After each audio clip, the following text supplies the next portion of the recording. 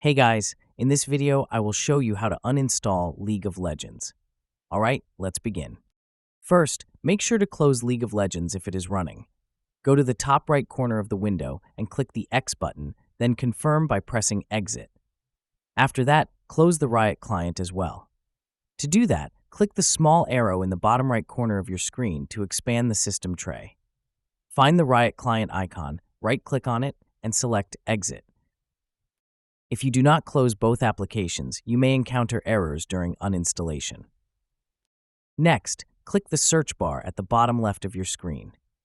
Type in Add or Remove Programs and open the result that appears at the top. Once you're in the Apps and Features window, use the search bar inside this menu and type League of Legends. All related applications should appear.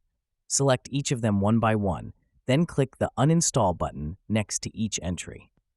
Follow the on-screen instructions to complete the uninstallation process. This will remove League of Legends and its supporting files from your computer.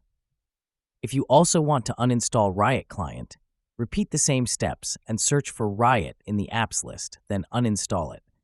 So, that's basically how you can uninstall League of Legends. And that's it for this video. If you find this helpful, consider subscribing and giving this a big thumbs up. Thanks.